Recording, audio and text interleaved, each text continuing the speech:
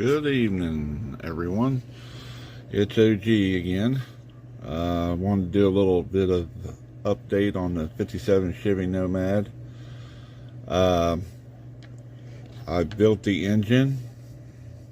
I didn't go with the tunnel ram. I went with a aluminum intake with a big high rise on it. I made the high rise part and went ahead and painted it up. I wired it, built a distributor for it, wired it, and I'm going to be running a big 1050 Dominator carburetor on it. As you can see, the carburetors do competition resins. I ran out of the ones that I usually cast, so we're going to be using this one. It's a number CRC 175 Holly Dominator 4-barrel racing carbs. It comes 2 to a pack. I used one on a dragster about a year or so ago, and I had this one left over, so I decided to put it on the 57. As you can tell, they really are detailed. The only thing I did to it was drill it and put a throttle pin in it, and then I put 2 fuel lines on the other side for the fuel rail. I made a fuel rail for it. Okay, and hopefully I'll get that installed later. I'm gonna make linkage for it too, a linkage plate and stuff. Believe it or not, this is what I use. I take a Pepsi can and I cut a chunk of aluminum out of it, or aluminum can, any aluminum can, and I roll it flat. Make sure it's flat to my liking, flat as I can get it. And then I take and I draw out a linkage plate on it.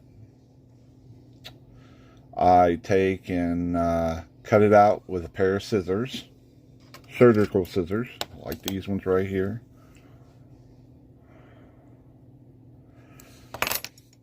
And then I bend it the way I need it bent. That way I can add my carburetor linkage on it and stuff like that. The other day, I noticed this kit. I don't know what Monogram was thinking, but they made the kit and they didn't even put a oil filter for the block in the kit in case you wanted to run an oil filter. Sometimes the older cars, they had what they call a filter thing up on the side of the engine. It's you put the filter, your oil filter in that, and then the older vehicles had filler tubes too that attached up here on the intake, right beside the radiator hose, thermostat housing. And so I just went with a regular intake. I don't know what kit that intake come out of or nothing like that.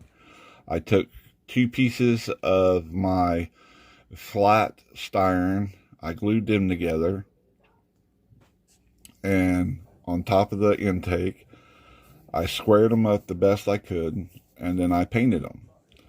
And the carburetor will go on top.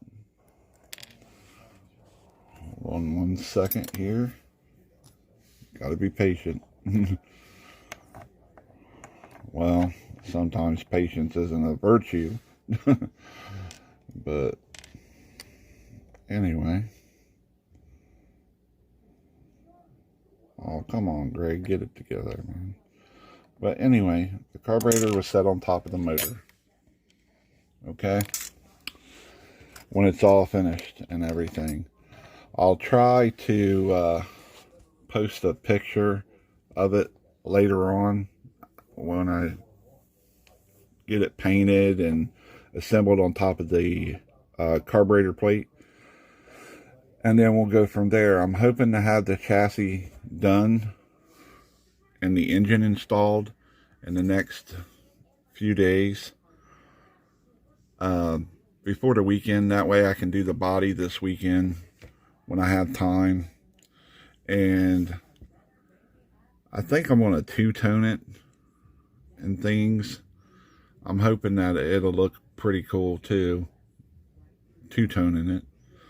Other than that, that's the update I wanted to tell you guys about, and everything so far is going good. It's just time consuming because I wanted to do all detail on it. I also dropped the camera, sorry.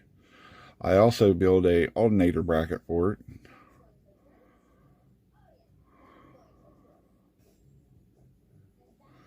And like I said, this will be touched up and everything before it's actually installed in the car.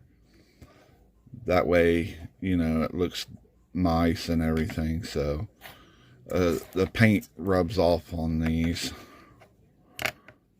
where you paint them and you touch them and handle them and things like that. Hope you enjoyed the video, and I'll see you next time.